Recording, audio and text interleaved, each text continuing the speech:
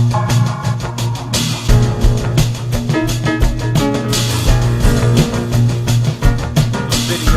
that I tend to redo. Yesterday's video about macmillier drug dealers didn't kill him.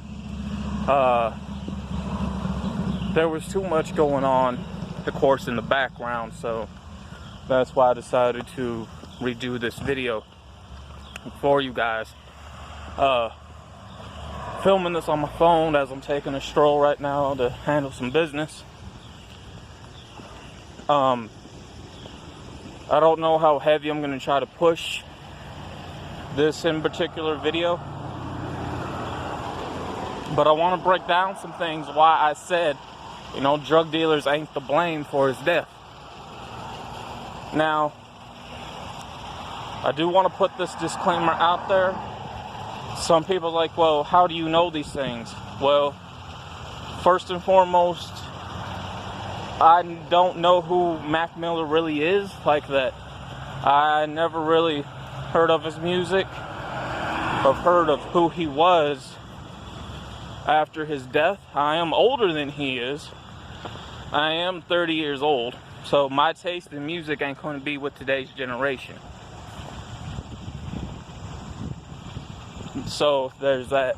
But what I'm about to speak on is things that I had experience with that goes into knowledge and facts. Now, the day of his death, people, accused it with depression, right? Suicidal depression at that. I went through, and I go through, and that's something that I fight with every day, is suicidal depression, Down syndrome, bipolar,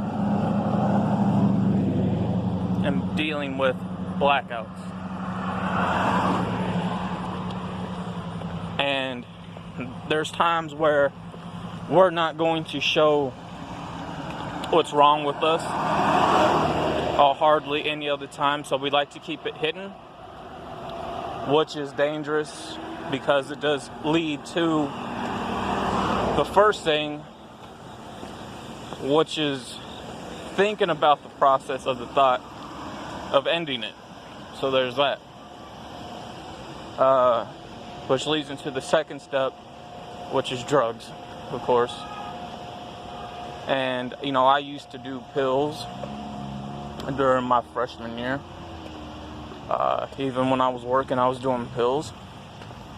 And a lot of that formed from the environment that we tend to place and to put ourselves in as people that go through that. There usually is hints and signs for a cry to help, even in terms of how we act, but a lot of people don't see that. There's several different types of crying out for help. One type is you're just angry a lot. You're on social media saying a lot of random stuff. So that's one. The second one is keeping it bottled up to where it's starting to show. And then you say, nothing's wrong. The third type is when, we're just right there when we're in a crowd and we want to ask for help, but we can't because we're afraid to ask for help until it's too late.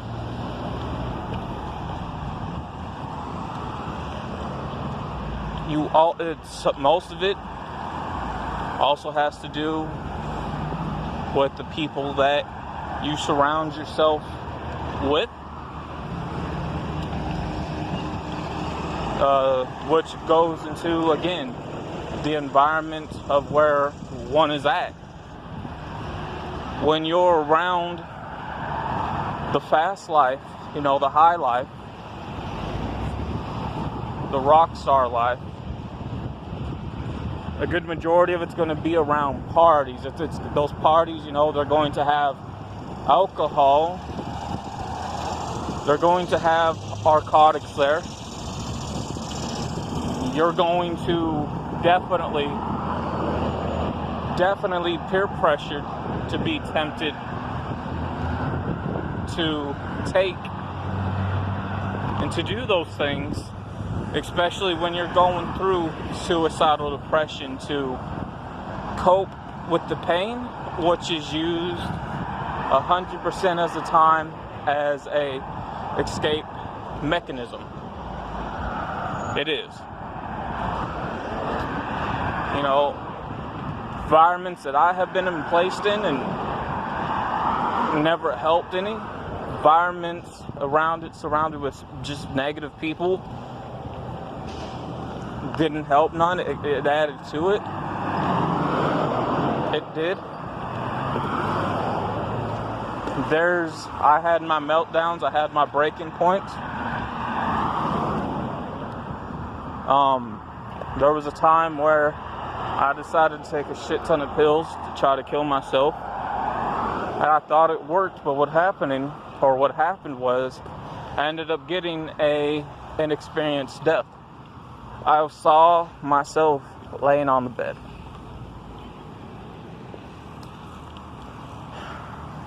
You know, where I'm at now, I do what keeps me happy, and that's the thing.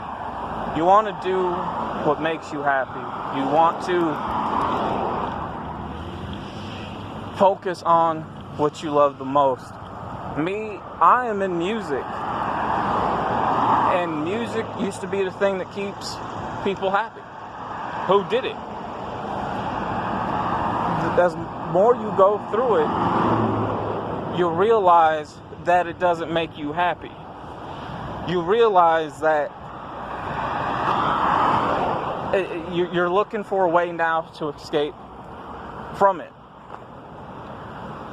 because it adds on to depression. It adds on to the suicidal depression.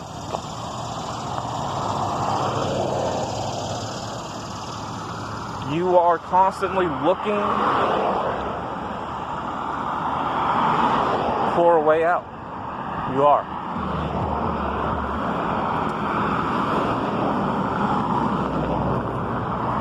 People who go through what I've just described, they're going to show fake happiness, like everything is okay, when inside we just want somebody to talk to. We just want somebody to talk to, and that's really it.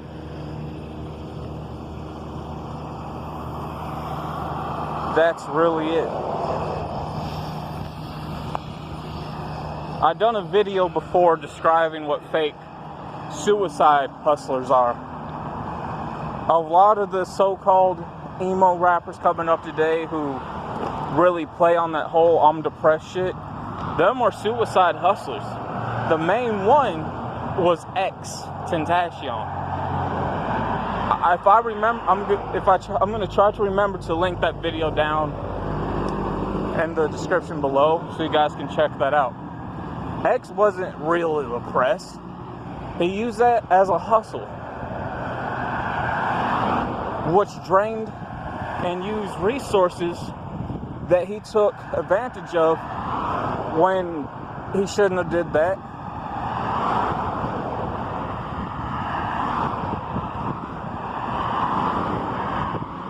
When there were real people out there that could have used those resources. I know a lot of people who see this part. Why are you talking about a dead guy? Truth is, people are going to talk about you till the day you're born, till the day you die. Me personally, I don't really care for X. And there's a video that I'm going to do why X faked his death. Yeah, he faked his shit.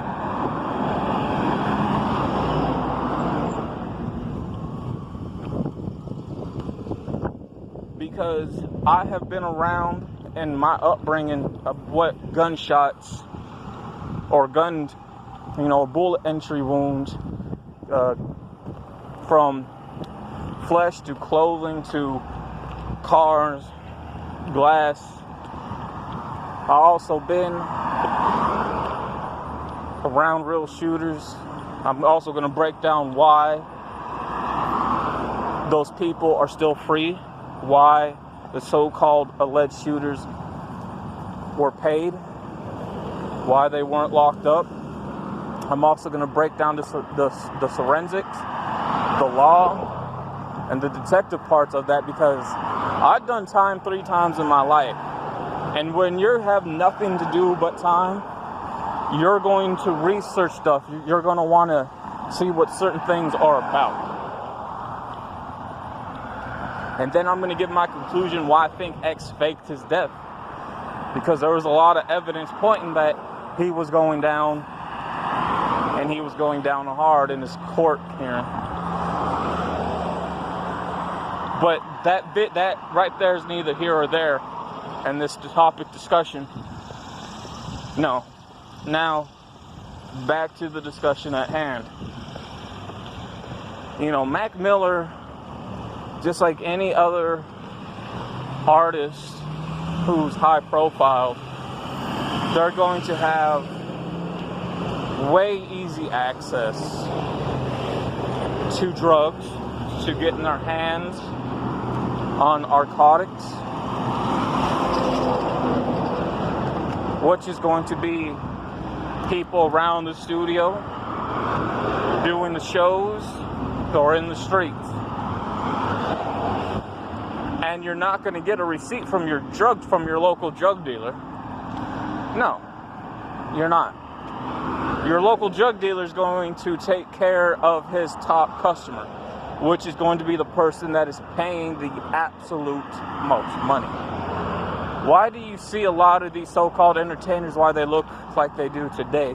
It is because they're paying the most money, top dollar, to their local drug dealer to supply them with a high. Take a look at Lil Wayne. I broke down several videos about him. Why he looks like the way he does. Because all his money, if not a good majority of it, goes to buying dope. To get high.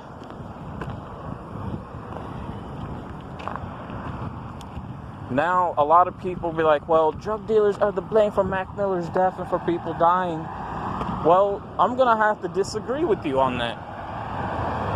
Drug dealers ain't the people killing the people that do the drugs. It's the people that's doing the narcotics that are killing themselves. Because they're the ones that choose to overdose. They're the ones that choose to overdose. They're the ones that are doing it and overdoing it every day of every week to every hours that pass by. And I'm going to explain something here. The 70s, 80s, right? Let's go back a bit farther too. Let's go from Vietnam to a place in the 60s, 70s, and we're going into the 80s, right? You had heroin and cocaine. Those main pure sources came from across seas, right? That got shipped over here in the U.S. by government boxes, by the military, or by buying food goods to even clothing. The products then were pure. Even though you had a little bit of human hands helping, making it into that rock substance, that liquid substance, or that coke substance. And you didn't hear about a lot of people overdosing on it. Unless they took way too much. Way too much. Now, the era of overdosing started from 91 till now. Back in 91, overcross-seas, the government decided not to do business with overcross-seas when it came to shipping purified heroin and coke. So they started man-made manufacturing that in factories here in the U.S. I want to repeat that again. They started man-made manufacturing with their own factories here in the U.S. So a good supply of your laced coke, your laced heroin, your laced weed, your laced meth comes from factories that are heavy laced with poisons in them. Those top poisons are cleaning chemicals, Viagra, alcohol, and rat poison.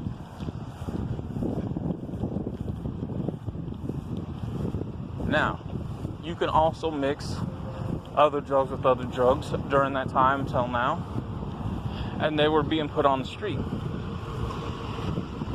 Why do you think you usually hear, maybe not even really usually hear, somebody finds a bag of these things out there in the streets, in the alleyway, right?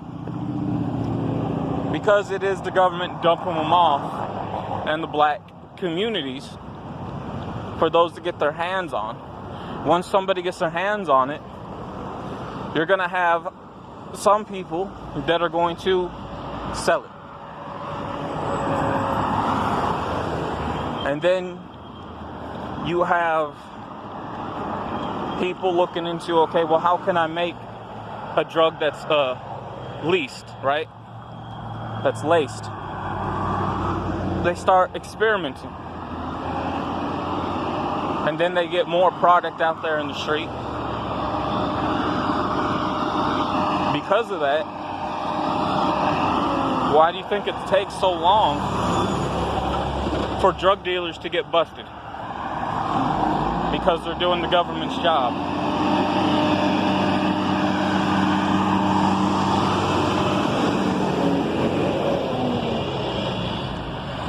It's because they're doing the government's job.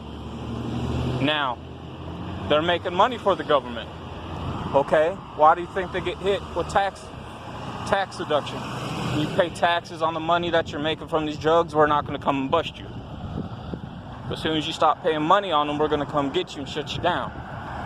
On top of that, you also have pharmacies. You know, you have people out there, rather than putting their medication towards their needs, they give it to somebody else, and they go off, mix that in, and hustle it off for a few dollars. Now,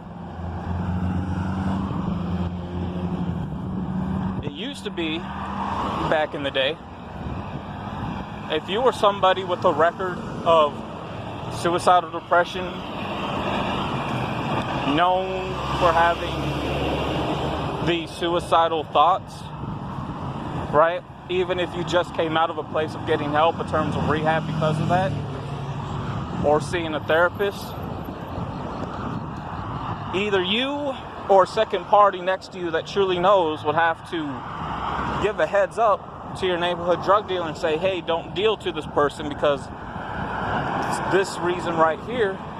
And if you came to the drug dealer trying to buy something, they're going to turn you down because they don't want that person to actually commit suicide and make it worse on themselves by doing drugs at all. Especially where we are now, you know, they're not going to care because today's drug dealers have no code, they have no honor at all. They have no code of conduct. So because of that, they're going to deal to whoever. Why do you think you see down south a good majority of these wild young crackheads coming up? Because they are what we call millennial babies. And when we mean millennial babies, we mean pill and lean babies, right? Well, same thing if you're up in the East Coast. You will be known as Hulu angels, which is slunched over crackheads. When I mean slunched over, I mean you're out there on the front porch, on the stoop, slunched over, looking like you're dead when you're not, or laying down on the sidewalk. Now, what I like to prefer, the Molly generation. Molly, one of the main strong pills that cause a lot of people to spaz out, wiggle on the ground like they're having a seizure, because it's really mixed with heroin, coke, meth, ecstasy, right? Viagra on top of that, and then you have liquor.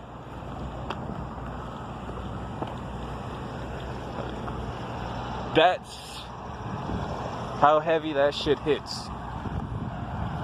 So, again, it's not the drug dealers who killed Mac Miller. It's Mac Miller who killed himself.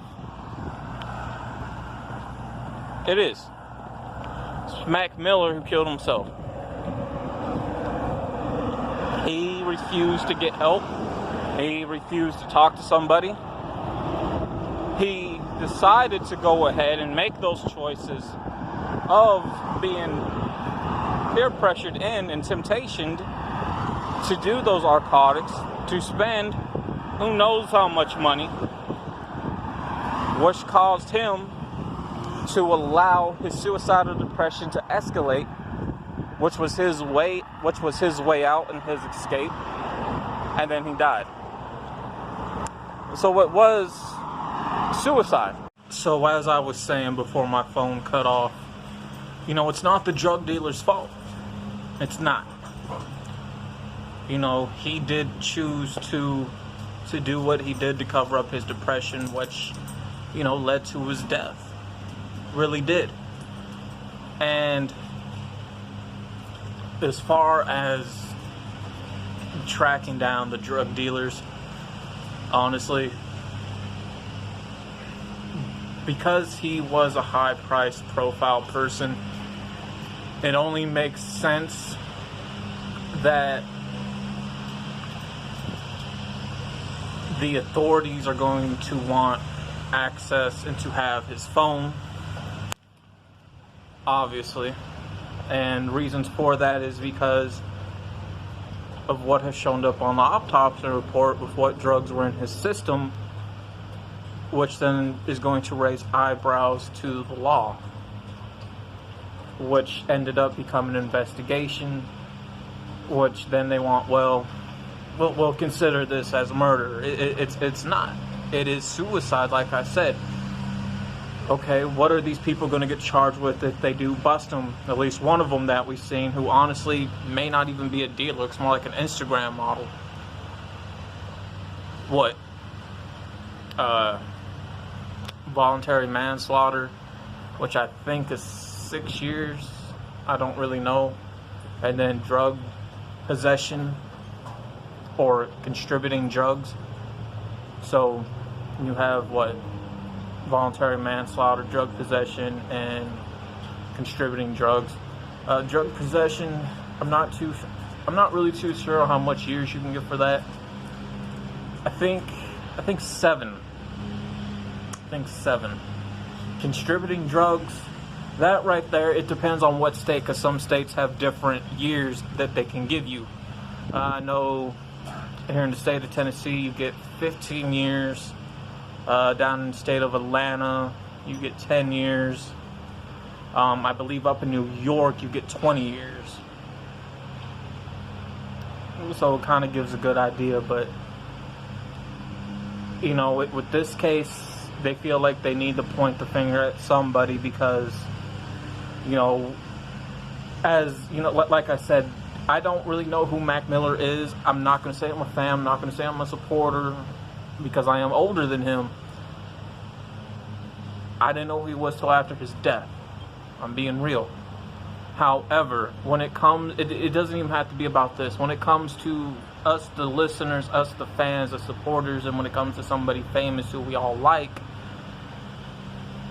we don't want to hold them accountable for their actions that they do. It doesn't matter if they overdosed on drugs. It doesn't matter if they got busted with drugs. It doesn't matter if they got busted with guns. It doesn't matter if they commit a crime or some type of felony.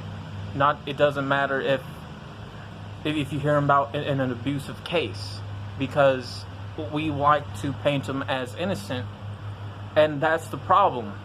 We want to think that what Mac Miller did, what happened to him, as with him being painted as innocent. So again, it's just not him. With every celebrity who we take up for, we want to hold them at an innocent standards, to where sometimes we shouldn't do it anyways. We shouldn't really hold people who's a high caliber profile person at all innocent. But what we should do, we should sit back, look, review things, break stuff down, ask people who have been through those in particular things, have them break it down to us with examples with them and their points of view, and then with their final conclusion. Because if it was anybody else who wasn't famous in that predicament, then yeah, we're going to down them and we're going to hold them accountable. So I think the same thing should be with Mac Miller. Yes, I think we should hold him accountable that he did choose to commit suicide. He did choose not to get help. And he did choose to cover up his suicidal depression with drugs, rather than have him point the finger at somebody else. Because again, if it was anybody else who was a regular person, then we'll be all on them like, man, F them, all they got it coming, all they brought it onto themselves. So, a quote-unquote fan base is very, very hypocritical. So, with that being said, with what I break down to the best of my ability in this video, is why I say that we should, well, not really we should, but, why I just explained, why drug dealers, are not, had nothing to do with his death, had nothing to do with killing him. Now, I know some people say, well, I know somebody's going to have something to say, or somebody's going to have anything to say about, well, what do you hold them accountable for? Aren't they to blame for crack babies? Ain't they to blame for people who overdose? Are they to blame for crack babies? Yes and no. Yes, as in they are dealing the drugs, but no, because they're not the ones holding the child and they're not the baby's father. Because they're out to get theirs regardless, especially in this new time, in this new generation that's coming up. Again, this isn't the 60s, this isn't the 70s, this ain't the 80s no more. The reason why I named those in particular eras, because back then, if you were a woman that was pregnant, and you wanted a hit of a drug, again, you would get turned down. The answer would be no. But when the 90s came, and even till now, the rules and the mindsets have changed. They don't care. The drug dealers today, they have no sympathy, they have no code of conduct, no honor, no guidance, and no strong gang, because they're crackheads with themselves. So they're going to deal to whoever to get a quick dollar so they can get a quick hit. So that's why I say yes and no to that, and why I stand by what I say in this video. No, I'm not holding a drug dealer accountable for somebody's overdose of their death because they wanted to commit suicide and they didn't want to get help. Again, I don't know the person. I'm not a fan. I'm not going to sit here and say I'm a fan, I'm a supporter. I'm not. I never heard of this person until after his death, and after hearing about everything. And again, I speak from experience, because I literally came from some shit in my life, to where a lot of people rap about and talk about, but have never been through it or seen it a day before in their lives. I have, and I'm at the age of 30 years old, so I speak